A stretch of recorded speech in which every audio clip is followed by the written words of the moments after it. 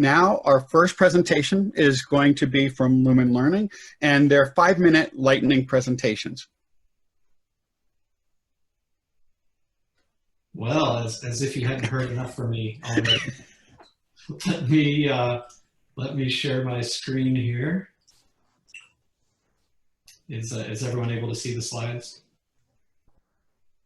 Is yes. anyone able to see that? Yes. All right. Well, I'm grateful for this opportunity to talk about this real briefly, and I will try to be 5 minutes, as we said. And I've previewed a lot of this in my remarks a minute ago. So as an overview of Waymaker, I have to say that everything begins with a comprehensive map of learning outcomes. So, in the Introduction to Business course, for example, there's 308 individual skill level outcomes. Those are the most granular ones around the outside of this ring. And every one of those outcomes has to be mapped to every bit of content and every individual assessment item. Or I should say that every activity of any kind has to be mapped to an individual outcome. And this outcome alignment is what makes it possible when someone is struggling to say, well, they missed these 3 assessment items. What were those assessment items even about? What kinds of practice opportunities or readings or videos were supposed to be preparing them to succeed there? The Waymaker courseware is built on the foundation of open educational resources, which is what makes it so affordable outside of SUNY, even where we charge $25 a student for it, but inside of SUNY, it's free for faculty and students. So after we select and align and bring together all of that static open content, we then get into the process of adding interactivity here. And here's the paper about the doer effect that we were talking about a moment ago, this highlight from the abstract, that the learning effect of doing, of engaging in this online interactive practice is about 6 times greater than that of reading or of watching videos. And so Waymaker courseware contains a lot of these online interactive practice opportunities, which are accessible, that provide students with immediate and targeted feedback, whether they're right or wrong, in support of their learning. Frequent formative assessment opportunities are provided all throughout the platform for students. Each module begins with a pretest, and you'll see here that this is all happening inside the wraparound of the LMS. This is inside Canvas here. And in addition to the pretest, there's multiple formative assessment and practice opportunities in line with the other expository and interactive content. And each section ends with an opportunity for students to check their understanding before they go on to summative assessments. I said a little bit about this, but our goal really is to harness all of these formative and summative assessment data combined with engagement data to create adaptive learners as opposed to adaptive systems. So rather than feeding all these data into an algorithm that makes choices on behalf of students, Waymaker turns that around and presents the data back to students and encourages them to reflect on the state of their own understanding. You can see in the example here, some of these topics have been labeled as needs work and others are labeled on track. Instead of hiding things that are on track and forcing students through a pathway of things that needs work, providing them that opportunity to look at that data and make their own decisions about how to spend their study time. Algorithmic transparency is a big thing for us, a big commitment for us and inside of Waymaker. That's why anytime you see Waymaker making a recommendation to a student, like this suggestion that this needs work, this topic needs work, you'll see that there's a plain English explanation of why, as Waymaker looked at their data, it thought that this was the case, and really kind of modeling in a miniature cognitive apprenticeship kind of way, modeling to students how to think about their own data, how to get smarter about making their own study decisions. We take the same approach with faculty as well. Anytime Waymaker provides faculty with a recommended action in a dashboard, there's always a plain English explanation of how students ended up in that dashboard, what they did to get there, and there's just complete transparency about all of these recommendations throughout the system. I talked a little bit ago about how important the teachers are, that you don't just adopt this courseware and forget about it, but the teacher is the single largest influence on student learning, has a much larger influence than a courseware system like this does, which comes into encouragement and inspiration and support and some of these other things we were talking about. But a lot of Waymaker's kind of core functionality is designed to bring teachers and students together directly into conversation. So when a student ends up on a dashboard like this, the action that's suggested to the faculty member is to send them a message.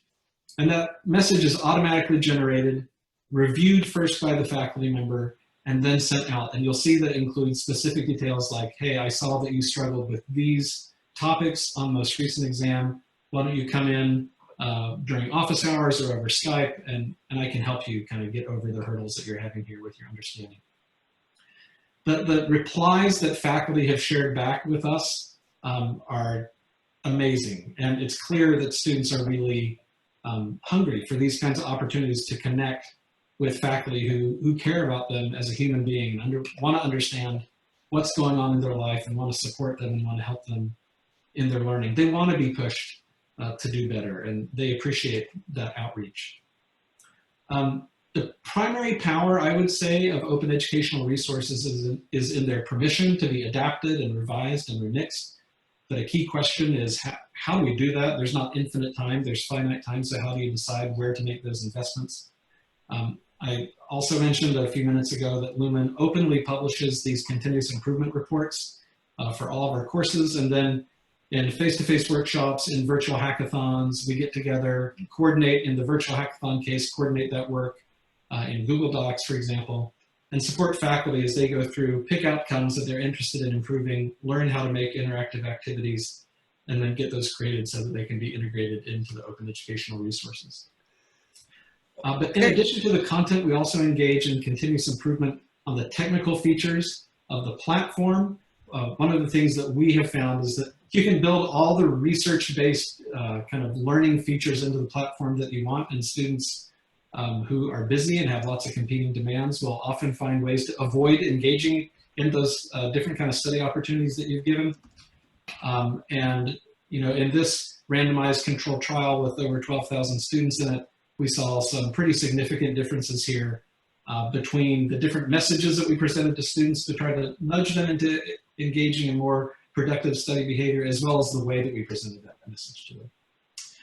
Lumen offers institutions and individual students the opportunity to download a complete set of all their engagement and assessment data so that institutions can engage in their own in-depth research about the impact that using Waymaker is having on their students. But we also think that providing access to these data for students could eventually create a kind of ecosystem of tools for students to do their own kind of personal learning analytics, where they're engaging in some of these kind of practices themselves directly.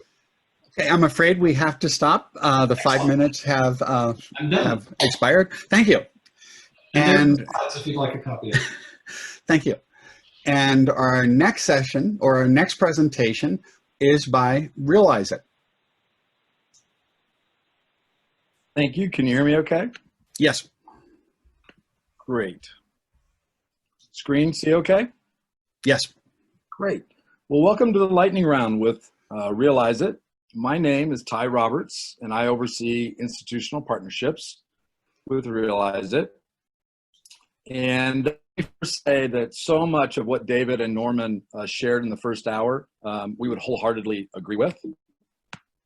Listen, with RealizeIt, obviously just a few minutes to give you a taste. Our mission at RealizeIt has always been to equip teachers to help every individual student achieve their full learning potential. And context matters. So we've worked at all levels of education. We are implemented in undergraduate courses, graduate, also in corporate training, professional competencies, and K-12 as well. We know firsthand that faculty have a tough job, constantly under pressure, improving student success, lowering DFW rates, elevating engagement, affordability, and so forth. At the same time, faculty face a very challenging set of conditions. Students often remain a black box. It's hard to know what they do and don't know at any given point in time, especially when you have large class sizes and limited contact in and out of class. Students coming from all different levels of readiness when they enter the course, and even coming to class unprepared or underprepared. These are challenges that the faculty have to overcome. And in some cases, having little control over the materials, if they're publisher-based materials, in that context. And as has been discussed here today, if that's not hard enough, now faculty have to contend with COVID. And on a moment's notice, being ready to pivot to a remote teaching without missing a beat. So we all know really the greatest constraint for the faculty then is their time. And we work with faculty and encourage them. It's imperative that they really think about how they're going to invest their time. And as David mentioned before, we know from years of experience working with faculty that, you know, if they're really just taking something off the shelf as is and putting very little effort into it, they often don't feel they're getting a lot of value. In order to get the value that you really, really want, you will have to put in a level of effort and energy.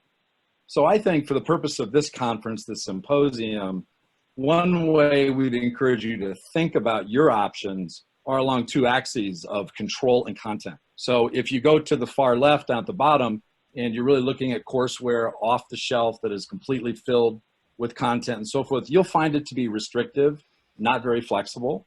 If you're the type of faculty that really wants the freedom and the flexibility to work with any OER, perhaps your own original content, and want a high degree of control, then you're going to want to be up in that quadrant. This is when you have a lot of choices, but this is really where RealizeIt operates, is at this end of this axis. So when we work with faculty, we really encourage them to think about the teaching and learning experience that they've always wanted, which is usually more teaching, less course administration, really getting engaged students who come prepared, more consistent outcomes, but you fill in the blank. And that's what we specialize in, is collaborating with faculty and really working hard to understand what they want to achieve. And then we use RealizeIt's technology to really do as much of the heavy lifting as possible as an assist to the instructor and the student in the learning process. Quick snapshot, we'll do more next week. Faculty have a pretty user-friendly dashboard here where they can maneuver through the course. They've got a window to see how the whole course, all the cohort, all the students are doing on average. A lot of data visualization, the ability to drill down into every student and see their individual progression. Optionalities for mobility and mobile learning. You, the faculty, get to set thresholds for competency and mastery, and a toolbox for the faculty to communicate. Students, in reverse, have their own dashboard. So they have the ability at top nav to navigate around the course or all the lessons. They can see their own progression within the lesson, and the system helps make suggestions on where they want to focus to improve and achieve the standards set by the instructor. They have features for mobility. They have their own toolbox for bookmarking, annotations, communicating with peers and faculty. They even have, well, I'll come back to that.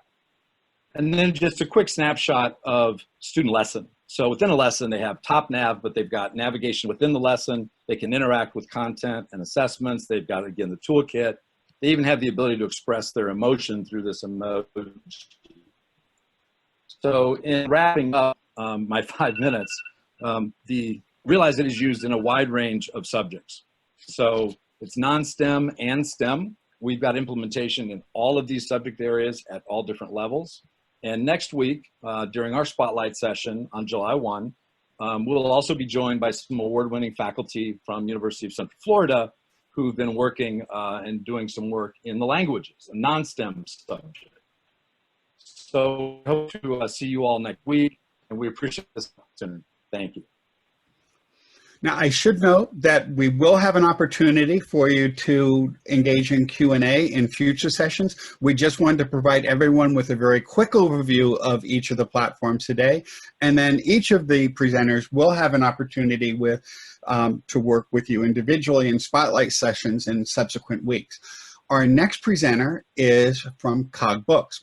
Hello, everyone. My name is Heather. I lead marketing at Cogbooks, and I just, again, want to say thank you to giving us the opportunity to present today. And it is actually one of the things I'll say is really enjoyable is I've been involved in adaptive personalized learning technology going on 20 years now. And I don't know that I've really had a chance to sit down and chat, for example, with people like David or Ty or others. And it seems to me that so many of us share a very common mission and passion for learning and learning technology. And certainly a desire to work with faculty who are also inspired to help create an environment that really boosts student engagement and learning, and ultimately boosts learning outcomes. What's on the screen right now is a quote from our CEO, and Cogbooks has been around developing adaptive learning technology since 2005. So we've been doing it for quite a long time. And at the genesis of Cogbooks, we were really focused on that online learning medium. But over the years, we've developed, highly engaging bespoke implementations, and we've also developed turnkey ready to adopt courseware. And we're now at a place where we have as many instructors who are using Cogbooks courseware in a classroom in a face-to-face setting, and also using it in an online setting. And as all of us experienced over this last spring, making this, abrupt transition to remote learning, there are advantages to having a courseware, especially adaptive courseware, in place that helps you maintain that connection and continue to drive engagement with your learners, even when you're not necessarily able to be in that face-to-face environment with them on a daily basis. So effective, flexible, and affordable learning technology is what we do best. And I'll just get into a few things. Where I like to start is with feedback. So we had an opportunity this past spring to work with a SUNY faculty member who, Ron Tavernier, he wasn't able to join us today. He'll be in our spotlight session on July 8th. Ron was in a situation where he was teaching anatomy and physiology using the OpenStax A&P book, teaching nursing students, when, of course, the SUNY system had to transition abruptly to remote learning. He took us up on the offer to try our courseware for the spring for free. And as a marketer and someone who's passionate about learning technology, nothing makes me happier than receiving unsolicited feedback from a brand new customer who sent me this email and saying, out of all the products he's used over the last several years, and he had tried different digital courseware, including some other adaptive products, he had never received so much unsolicited student feedback. And I think that goes to highlight one of the things that's really been a priority for Cogbooks, is building a user experience that really is going to be natural and intuitive and drive engagement for learners as a leading indicator of effective learning and learning outcomes. Adaptive courseware by Cogbooks is considered a complete courseware experience. So really everything that you might need to teach that course. And it's been purposely built for personalized learning. And I know that David and others touched on this earlier, but I think what's important to really underscore is effective courseware is going to be the combination of the technology, the way that content has been curated or developed to really get the most impact out of that technology, and then the student user experience. Another way that we can think about how Cogbooks may be different from some other courseware is along the lines of these three different characteristics. So I've already touched on the left one, courseware characteristic. Is it designed to be a supplement or an add-on to something you're doing, or is it designed to be a comprehensive solution? Cogbooks is designed to be comprehensive. Agency characteristics. I know David touched on this earlier, but Cogbooks also very much believes in agency. And there are some adaptive courseware products that are designed to be more autonomous, self-driving, a self-driving vehicle, for example. Cogbooks courseware is really best suited for that instructor-led teaching environment that goes to the analytics and insights that are surfaced to instructors as well, whether that course is taught online or on campus. Instructor-led for using our product is best. And then the other characteristic is adaptive characteristic. How is the technology designed to adapt? Some adaptive courseware products are really more formative, assessment driven, really about that assessment. Instruction may or may not be introduced to students based on the assessment performance. Cogbooks is a little different. Cogbooks very much focuses on engagement in instructional material that is adapting while students are engaging either with an assessment or activity, or even their own metacognitive analysis of how they're doing. So I mentioned effective, flexible, affordable. Just pause here. In terms of effective, all learner engagement is captured in instructor analytics, and you can see just the user experience. We spent a lot of energy designing a user experience that students were really going to engage with. And this is something that's really driving results, for example, at institutions, one of our partners at Arizona State University. Flexible, we already kind of touched on, do we have systems integration? Yes, we do. But we also have direct access for schools that are not necessarily using a campus-wide LMS. Probably most importantly, we can work with instructors to modify existing courseware to specifically meet the needs of their syllabus and still deliver adaptive capabilities. And I am almost wrapping up here. I'm almost wrapping up. I have one slide. I just wanted to let you know it's available across all of these course areas. highly affordable for students.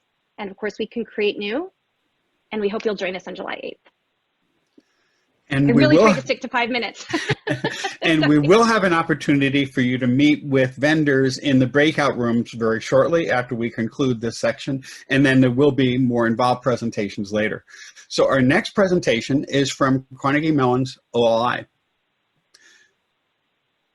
Relatively straightforward and brief. You know, as you start to think about what your when you're contemplating engaging with these kinds of adaptive technologies, I think the kinds of things that OLI is paying a lot of attention to, and we hope that you'll be thinking about first, is how can we explicitly use these technologies to enact instruction for learners? This is what we care about. How do we understand when that learning is taking place?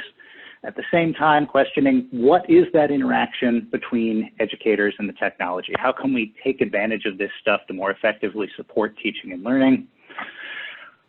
How can we move beyond becoming simple consumers of courseware and more thoughtfully engage with ongoing learning research, both benefiting from it, putting it to work, and contributing back into it? And finally, a question that OLI keeps coming up against: how can we take advantage of open approaches, whether these are open licenses, whether these are open pedagogical approaches, or whether these are open science approaches, and use these to really accelerate our work in improving learning outcomes? And these are the kinds of questions that have been driving OLI for the past 2 decades. OLI got its start back in 2018 as part of the Hewlett Foundation's initial round of investments in what's become the open education movement. Over the past 10 years, we've been very fortunate to have a significant number of projects across the SUNY system, and over the past year and a half, a very explicit partnership that takes advantage of OLI courseware so that faculty can use it in the classroom, but it's also very focused on finding opportunities to collaborate around research, finding opportunities to collaborate around fresh course development. And I think that that speaks to OLI's fairly unique role in this space, where we exist not as an independent organization, but rather as a part of a not-for-profit higher educational institution. So OLI has been focusing for years on exploring effectiveness in the use of open courseware. We've been fairly successful, as you've heard from some of our research sightings. So what is it that has brought that success? What constitutes an OLI course? As I've said a number of times today, a really robust and thoughtful design process is part of what drives our work. This notion that at the start of building a course, we want to be very intentional in articulating what the set of activities are that we believe will lead to a student knowledge state, and articulating those as a hypothesis, which is to say is something that we can observe and is something that we can adjust as the data comes in.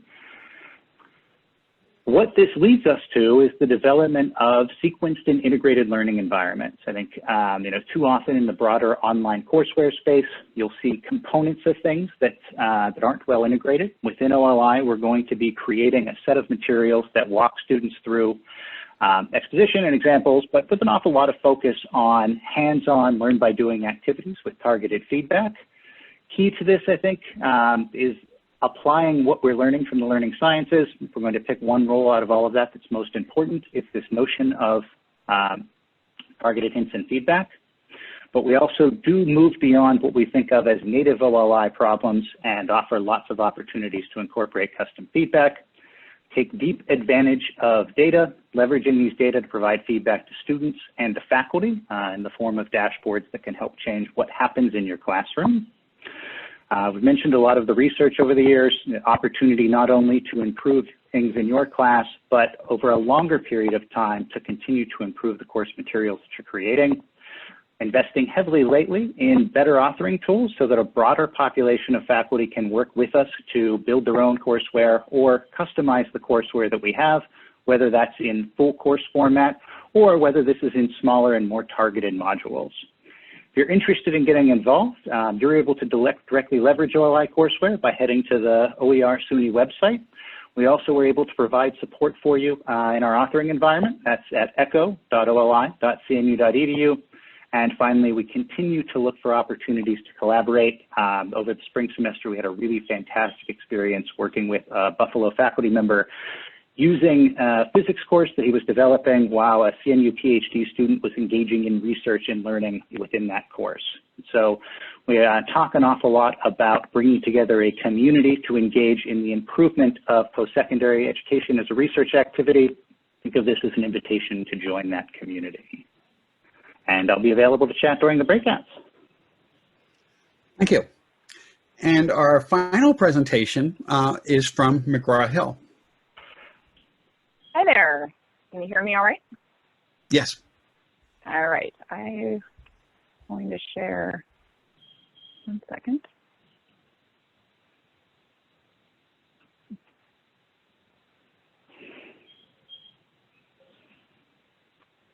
All right. We got PowerPoint going. Is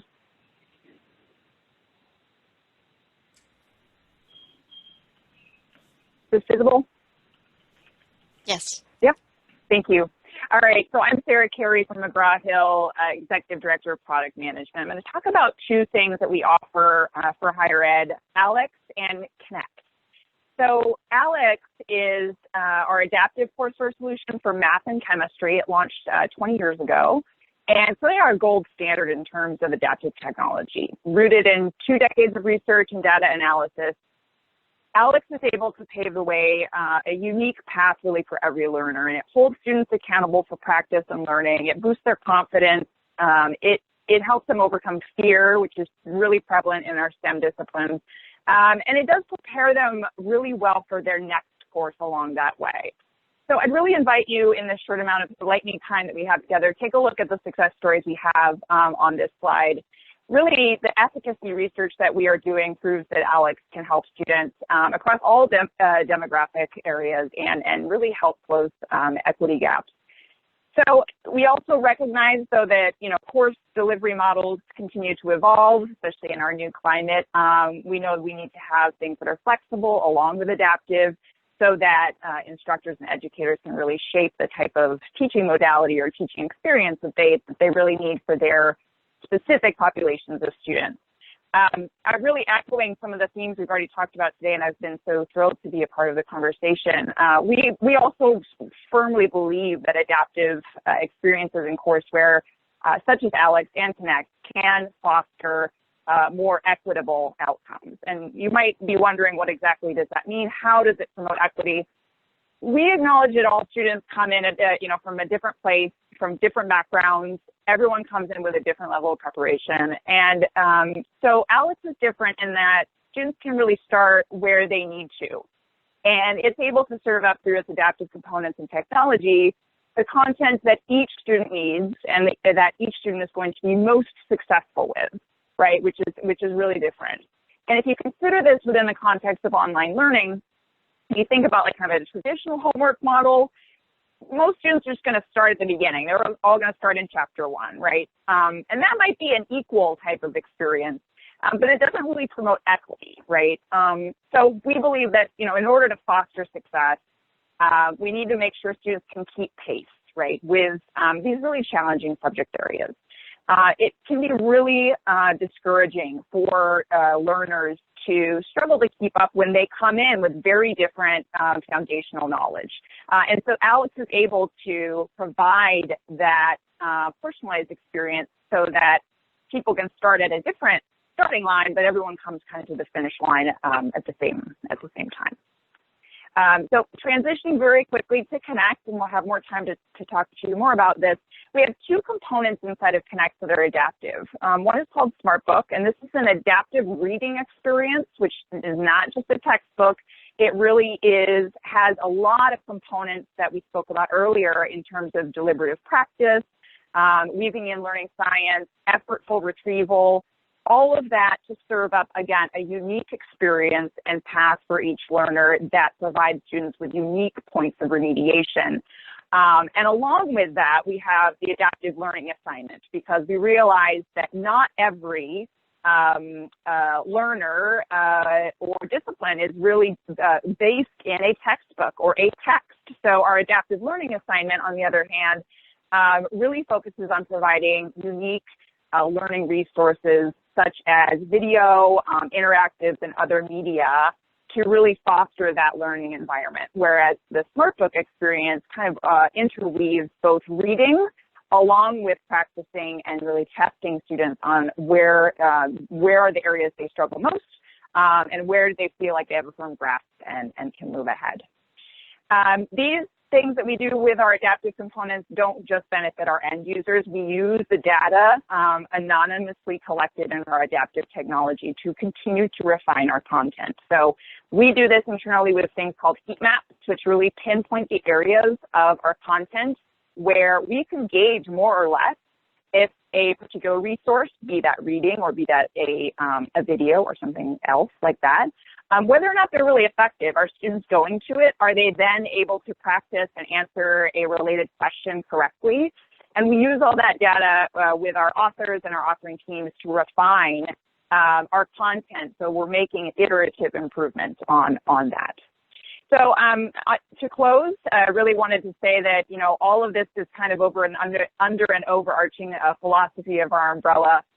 Also very pleased to announce that both ALEC and Connect will offer integrated remote proctoring and lockdown browser capabilities this year. And so we really wanted to bolster how we can support academic integrity and higher stakes assessment within online environments as well. So thank you. I bet my time's up.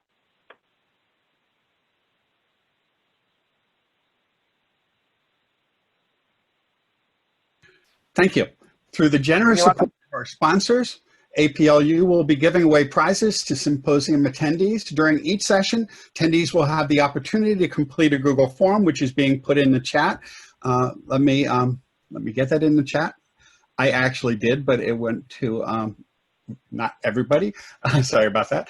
I just put it in the chat, John. Okay, good. So during each, so it's going to be if you just fill out this simple form, your name will be entered into a random drawing to win the small weekly prize or earn entries for a grand prize. 2 winners will be announced each week of the Spotlight Talks, and they will receive $50 towards the choice of a Visa gift card or a campus scholarship donation.